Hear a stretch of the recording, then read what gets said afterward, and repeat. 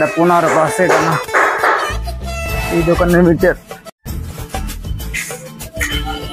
ও এইটাই তো 15-25, এইটাই কাটতে কইছে।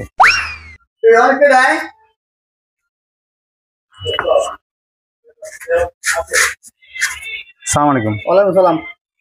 আমি বিদ্যুৎ অফিস থেকে আসছি। কি সমস্যা? কি অফিসে এই মিটারটা কাটার জন্য অনুমতি দিয়েছে। 3 মাসের বিল বকেয়া আছে আপনার 3 কাছে। মাসের বিল বকেয়া? হ্যাঁ। কই তোমার বিল কাগজটা বাইর করো। কাকা আপনার মিটার ঠিক আছে? মিটার সব ঠিক আছে, তুমি বিল কাগজ বাইর করো। 3675 টাকা। এই কাগজটা দেই।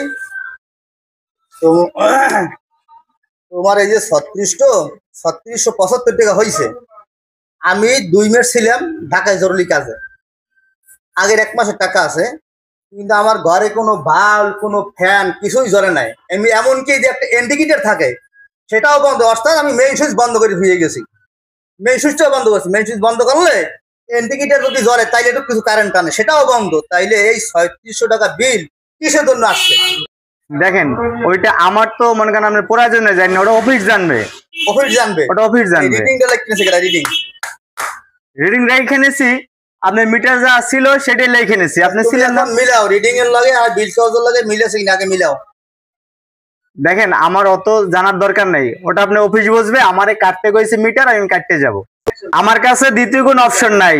বিল দেবেন না ল্যান্ড কিটে আমি চলে যাব। আসো, বসো, ভিতরে বসো। আমার বিল আমি বুঝাই দিই, মন সে বিল বুঝাই দিই, মন বস। আও কি হলো?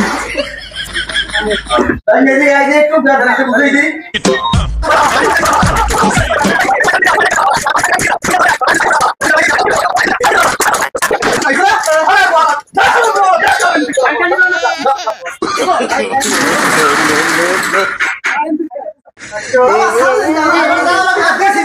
আরে না,